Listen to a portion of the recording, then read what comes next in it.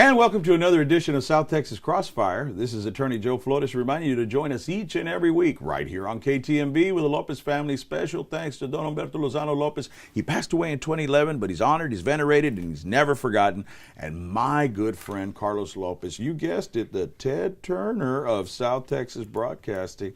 Well, let me tell you, as you all know, this is probably one of the most important elections of this century, if not this decade. I'm not being dramatic. This is very, very important. From the president down to the JP, who you vote for matters.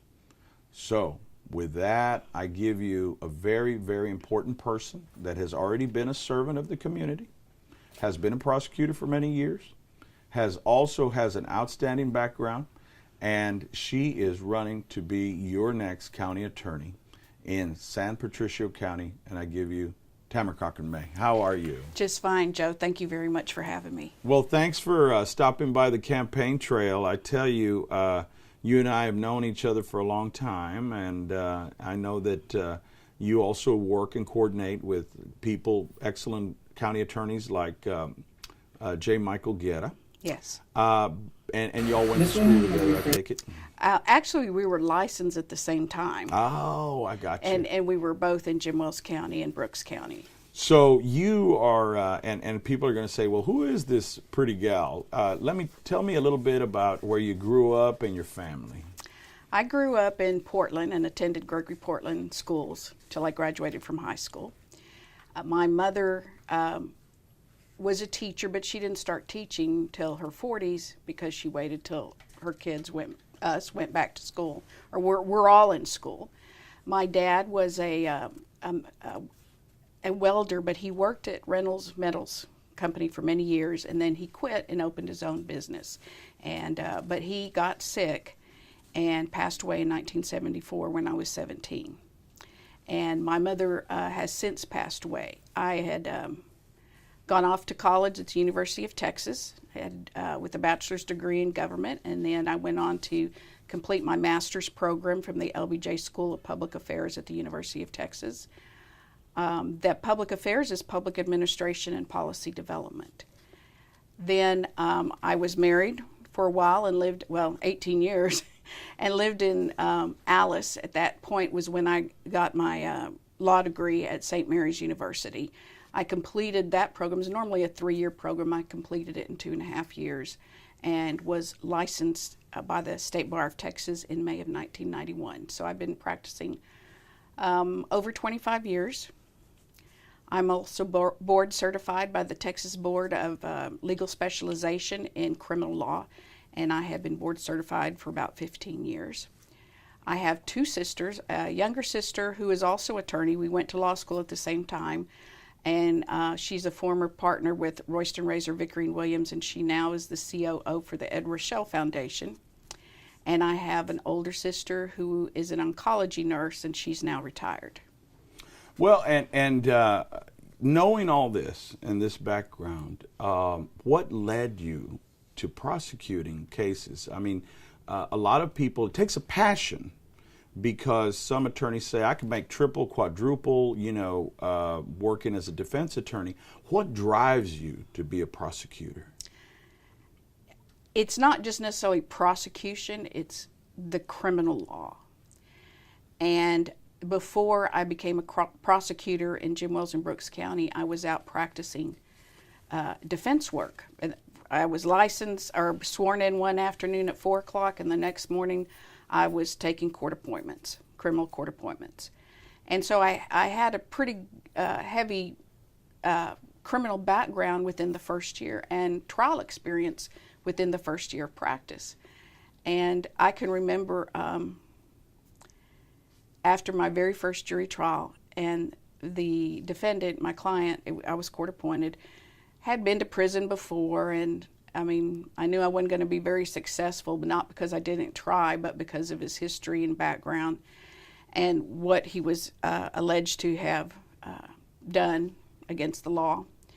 I can remember after that first jury trial I had, we were fixing to go to bed, and I turned around and I told my ex-husband, I said, I really like this jury trial stuff.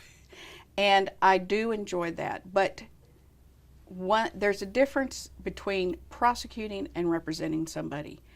And when you're representing somebody, whether it's a misdemeanor or a felony case, that's their whole life. The rest of their life, especially in a felony case, may depend on that. And it's up to you to either have the jury find them not guilty, get a reduced sentence for them, or what have you. But you are a part of their life. And that is, that can be hard because, you know, this person may say, I'm not guilty, I didn't do it. But you still, and then on the other hand, they may be guilty, but you still have to represent them to the best of your ability, because that's what the law says, the attorney guidelines say. You must represent your client to the best of your ability. As a prosecutor, I'm in the courtroom more. I'm dealing with more defendants and attorneys. I have the ability to look at a case and decide, is it really a good case to prosecute or is it not? And as a misdemeanor prosecutor, I also see a lot of young people through the court, you know, possession of marijuana, possession of synthetic marijuana, DWIs, what have you, because we start prosecuting people as adults at the age of 17. And as a prosecutor, it also gives me an opportunity to see what I can do to help those kids get back on the straight path. You know, one of the things that I've been a part of that kind of has gained momentum is en masse incarceration of nonviolent offenders. I know that as a county attorney, one of the most rewarding things you told me is, like you just said, you get some young offenders that just did something stupid. Right. Right? And they may be somebody's son, they may be somebody that's a bigwig in San Pat or whatever, but you got to do your job. Mm-hmm. But part of that job is rehabilitation. How does county attorney differ from district attorney in San Pat and the kind of population you're dealing with? Well, I think that in San Pat County, a lot of the offenders are repeat offenders, and they are the same people you see over and over again. Now, as a county attorney, there's some misdemeanor defendants that I see over and over again as misdemeanor defendants. And some of them go up and commit felonies. But the thing that I think the big difference is that as a misdemeanor defendant, you have the right to waive or give up your right to an attorney. You can actually talk to the prosecutor. And because of that, as a prosecutor, I can actually find out what's going on in their life. Why did they do something stupid? You know, why does this young high school girl who has money, has everything, go and shoplift at the local boutique? Why does a young man all of a sudden start smoking marijuana? And why are they out committing these offenses? You know, there are those hardcore misdemeanor defendants that it's always marijuana or drinking or what have you. But a lot of our defendants, you know, they like I said, they have the right to have an attorney or give up that right. And I can talk to them and find out what's going on with their life. Why are they committing these offenses? What's going on? The other thing that makes a difference is we have a rehabilitation center in San Patricio County. And the judge recently, for our county court at law, recently started a shorter length of time for this rehabilitation center. It had been 6 months, plus it could be even longer. You go in there, it's like inpatient, then they send you out for a job or what have you. Well, now there is some beds available that are only a 30-day rehabilitation, which can or cannot be, you know, useful. Some people need longer than 30 days, but it's a good alternative. I like to look at their background before they get sent to something inpatient. I like to see if they've ever had the opportunity to go to intensive outpatient therapy before they are sent to inpatient. But if they come in and they've been reporting every day, they showed up at the initial report, they tested positive, and they continued to test positive and didn't do any of the program they were asked to do, then yes, I'll say, okay, now time to go. But I think there's a little bit more flexibility for misdemeanors as opposed to felonies. The thing that I want to focus in on, we got about a minute before we go to our break, but when we come back, the two most, in my mind, the most compelling things that people are concerned with, I don't care if you're in San Pat or in Jefferson County or Jim Wells, is drunken driving and domestic violence. I think that those are areas that our audience has asked again and again about. It's been covered, especially domestic violence right now. So when we take a break, but before we do, I wanted to ask you very quickly, you have been in that office of the county attorneys. How long were you there? I was there almost 13 years. So you worked day to day in that office already? Yes. And you prosecuted cases in that office already? Yes. So before we take a break, I want to remind everybody you're running to be that county attorney in charge. That's correct.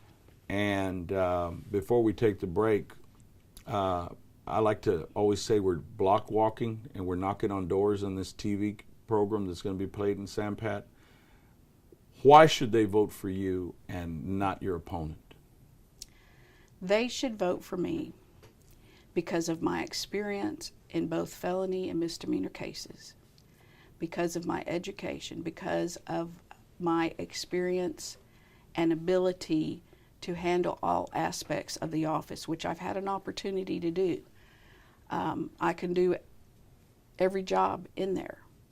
I also have plans to make the office more transparent, make the office involved in more training and publicity as to how to help the kids, the publicity regarding synthetic marijuana, the technology to say, hey, I have a case pending. Instead of calling the office to find out about it, they can go to the website and say, is it been filed or has it been DNF'd or do not file? And that's the difference. This hasn't been done in 32 years, and I want to bring it up to the 21st century. And I want all the staff to be cross-trained and everything. So when, we're not really a big office, but when somebody wants to take vacation or has a death in the family or whatever comes up, that another attorney should be able to, or another secretary or assistant should be able to step into that person's shoes and take care of business. Tamara Cochran-May is here with us, and she is running in San Patricio County for county attorney. She's been there had been there for 13 years and has stepped down and campaigned and wants your vote. And when we come back, we'll have information on how you can help on the campaign or contact her, and then we're going to focus in on some of the biggest cases that she handles out of that office, and we will return after these messages.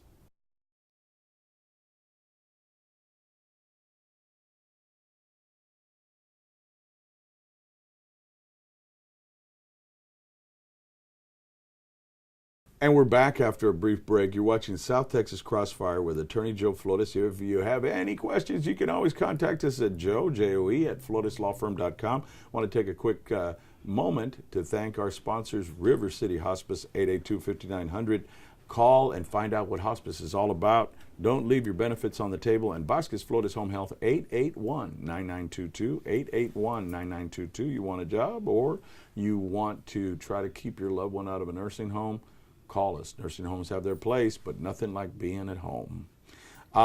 We also want to thank our sponsors, the Lopez family, for making all this happen, and remind you all to get out there and vote. By the time this program's being aired, it's too late to register, but those that are registered, come out there and vote, get involved, and we have one of the lowest voter turnouts in Texas, so we want to change that. So, si no votan, no pueden quejar después si no votan. Sí, involúcrese, salen a votar, porque si no votan después, no puedes quejar quién es el candidato que es su líder.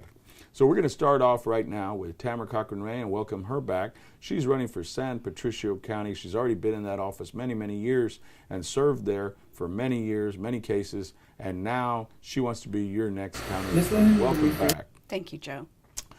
One of the things that I think that during the break that you brought up that really, really as a nurse and a nurse practitioner and a lawyer that breaks my heart is synthetic marijuana.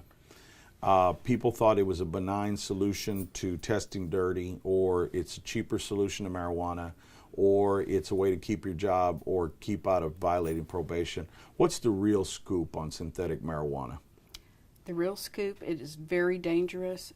Don't use it. It is one of the most dangerous drugs that you can be using out there because you don't know what's in it.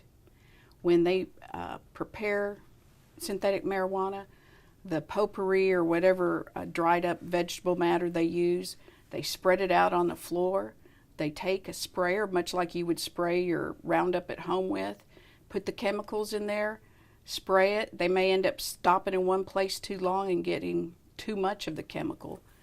Plus, you don't know what chemicals they're using and how it's going to affect your body. Sometimes they use Drano or acetone.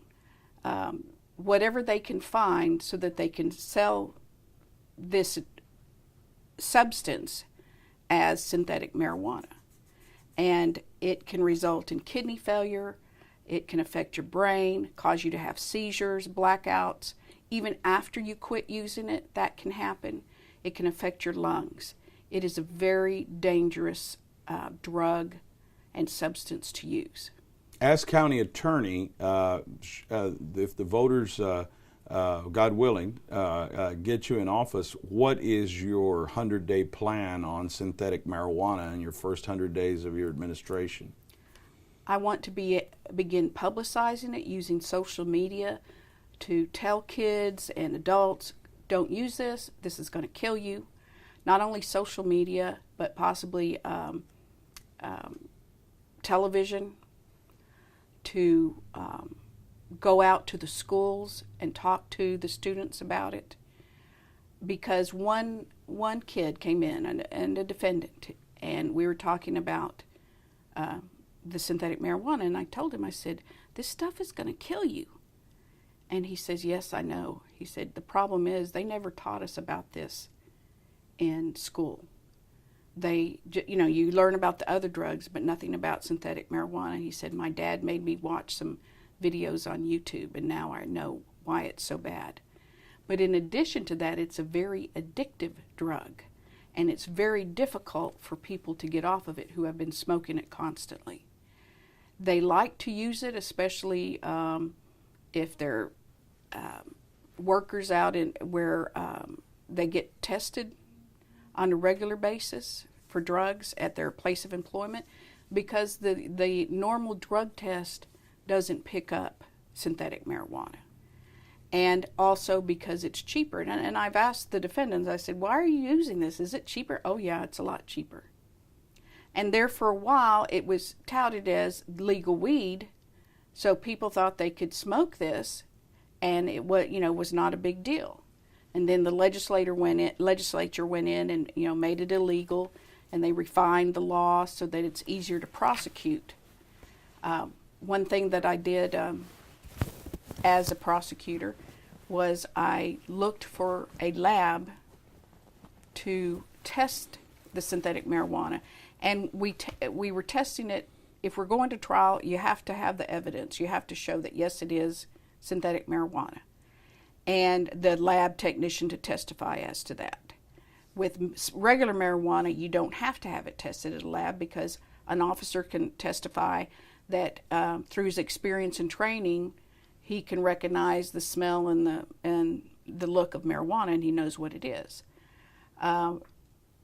When the synthetic first came out, when we would send it to the lab, the DPS lab, it'd take over a year to have test results come back. So I contacted all the certified labs in the state, and I said, can you test synthetic marijuana for us? And we're not going to send you every case, but we will send you cases that we're going to go to trial on. And I found Tarrant County, and they would give us results in 2 weeks. It's incredible. Yes. I mean, compared to the DPS backup, they're overloaded. But Tarrant County Lab would give us, we'd FedEx it to them, and they'd give us the results back in 2 weeks. We instead of having the agencies pay for it, we use pretrial diversion funds to pay for it. And when the defendant came back in or pled guilty, once they found out that it was synthetic or that that there was proof of it, sometimes they would just enter a plea of guilty. Then we asked them to pay restitution back to the county attorney fund for testing this, and it would vary anywhere from $100 to $200 to have it tested. The other issue that you brought out, I was going to break it up into parts, but I guess this is evolving, and it's an organic process, the interview, synthetic marijuana leads to other things, other crimes, That's correct? Correct. And can you tell the audience in San Pat and around South Texas and on the internet what other crimes synthetic marijuana would lead to? Domestic violence and DWI. And those are, I'm sorry to interrupt, but those are cases you handle on a routine basis in your office? Yes. And people think that driving while intoxicated means that it's only alcohol, but it's not. Intoxication means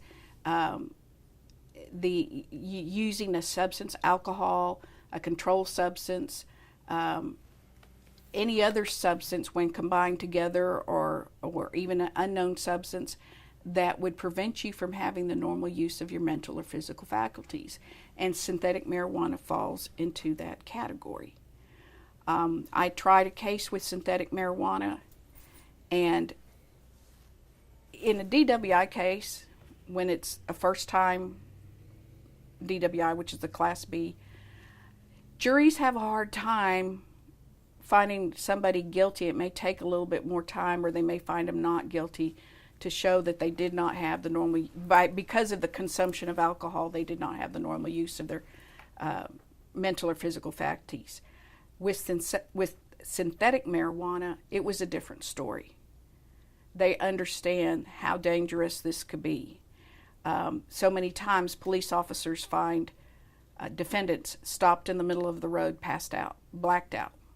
That was it. Media had it that a child was in there with parents the other day that were passed out on synthetic. Yes, I've had cases like that too.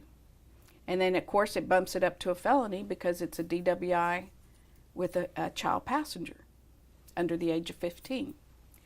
And in my looking or researching these cases, I have been to the different law enforcement agencies. I've been to DPS and Portland Police Department.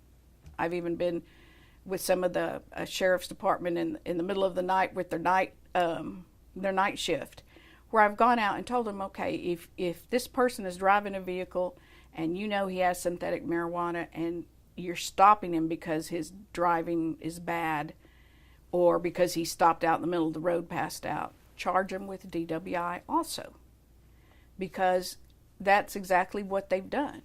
And it becomes a danger not only to himself, but to the rest of the community, because you don't want something like this to happen. Correct. It's very, like I said before, it's a very addictive drug, and it makes people do weird things. Not only have seizures, but uncontrollable outbursts. This is where the domestic violence comes into play. I think that probably 6-7 months ago there was an issue about a young man in a hotel with his girlfriend, and he killed her dog and then he assaulted her. Well, he was using synthetic marijuana allegedly. You know, they found him with synthetic marijuana too, and I think that some of the other cases that I looked at as a prosecutor, then synthetic was in play. Especially the victims, they're afraid of this person that's all of a sudden gone crazy. It's not your usual, you know, argument between the parties. The person is out of control and hard to find them. You know, it's a real tough situation. Switching gears just a little bit, we've got about 3 minutes left on the interview. Time has just flown by. Let's go to politics, because it is a full contact sport in San Pat, Jim Wells, Travis, Dallas County. Running for, you need the voters' support. That's right. You've been on the campaign trail. What are you hearing that your supporters are saying differentiates you from the opponent? Basically, that he's been there too long. He's been there 32 years. He's been there too long. He just had a heart transplant in February, and he is hard on the trail, and they're ready for a change. Do you think that his health is a major factor? I mean, you're not a doctor, obviously, but you're a great lawyer, but do you think that the job is very taxing on somebody that would have a condition as severe as he has? Yes, I do believe it is. What kind of is it, a 9-to-5 job? No, it's not. It's all the time. And even as an assistant county attorney, I would get calls from officers in the evenings after hours saying, "Can you help me with this? We have a question," and I would help them out. And like I said, I went to give a little bit of training, and one of the sheriff's shifts was at night, and I went at 10 o'clock at night. Sure. To go talk to them, because you know they can't stay up after during the day when they've been working all night. That's, you know, that's hard to make them do. So you got to work with law enforcement. Yes, very close with law enforcement. Well, let me ask you this. You said about that long time being there and politics being what it is. Have you gotten a lot of, it takes a lot of courage to run, but have you gotten a lot of flack because you ran from the political machine over there? Yes, I have.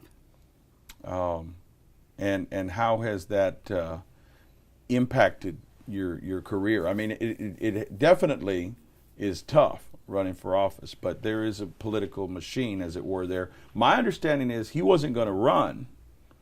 That's what I understood. Yes. And then kind of things changed.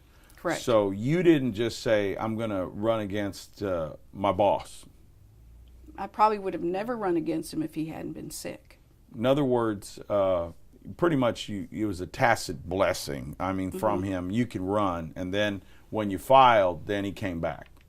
Were you surprised? I think it was before I filed. He decided that he was going to run anyway. Were you surprised? Well, you'd already planned to run. Yes. Were you surprised by that? Yes, I was. Okay. Hard to let go of control and leadership, right, for 30 years? Yes.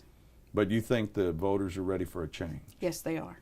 And that's the main thing I've heard, is they're ready for a change. Knocking on those couple of 100,000 doors, why should they vote for you? They should vote for me because I have the enthusiasm, I have the rapport with law enforcement, I have a very good rapport with law enforcement, I have a good rapport with the defense bar. I also grew up in that community, and I want that community to be safe. You know, you said something about prosecuting friends or people you know. Yeah, I end up prosecuting the kids of people I went to school with. That's tough. It is very tough. I want that community to be safe. I want it to be a place where you do want to raise your children. You do want your children to go to school there. In the whole county, this county is made up of small towns. It should be a safe place to live, no matter if you're living in Mathis, if you're living in Sinton, if you're living in Ingleside, if you're living out in St. Paul or Lake City or Old San Patricio. Everywhere should be a safe place to live, and to let the community know that I will do my best to protect the community and to serve the community. How can people who want to get on your campaign, how can they reach you? We're going to be putting this on the internet and on Latin TV, KTMB Channel 6, but how can they reach out to you? What's the magic number and what's the email? The magic number is area code 361-244-1705. The email is votefortamara@gmail.com. I also have a website, www.votefortamara.com, and I have a Facebook page, Tamara Cochran May for San Patricio County Attorney, which you can private message me on Facebook or post or what have you. I'm trying to keep up my Facebook page and keep the citizens aware of what I'm doing, how I go out into the community, what I believe in, what I think is important for the community. You know, the job of the county attorney is not only to advise Commissioner's Court and the other elected officials. You know, that's a big job. But it's also to prosecute the misdemeanors and the juveniles and the CPS cases and the protective orders and the mental commitments. You know, it has a wide variety of different things. And the county attorney is responsible for those cases, for that advice, those opinions. And as county attorney, I would do my best and intend to do my best to make sure that the Commissioner's Court is well served, that the county is well served. Well, the thing is that you've already served in the county attorney's office in your capacity as the assistant county attorney. That's correct. So you know the job. Yes, I do. You know the law enforcement. Yes, I do. You know the community you grew up with. Yes. So for the voter, it'd kind of be easy to pull the lever for you. Yes, it would. Well, Tamara Cochran May, and they have the number up there on their screen. You can call and get involved. You're going to have the Facebook and everything. And once again, that's 244-1705. That's 244-1705. Call now, 244-1705. Get involved. Help out in the campaign. Ask for a yard sign. Get out there and vote. And also your website, actually your email is votefortamara@gmail.com. Yes. And my website is www.votefortamara.com. All right, and so we also have a Facebook page we'll be sharing with you up there. We're out of time, but I want to thank Tamara Cochran May, running for county attorney in San Patricio County. Y los quiero dar las gracias a toda la audiencia que está en el condado de San Patricio, que me mira para todos estos años. Los quiero dar mis gracias y quiero pedir el voto para ella, aparte de ella, para Tamara Cochran May, el procurador fiscal que está buscando su voto. Y recuerda que su voto es importante. Si no votan, no pueden quejar después. If you don't vote, you can't complain later. This is Attorney Joe Flores inviting you to join us yet again. Each and every week, we'll be playing this interview on the internet and on KTMV. Stay tuned for our next episode. Thank you all, and God bless.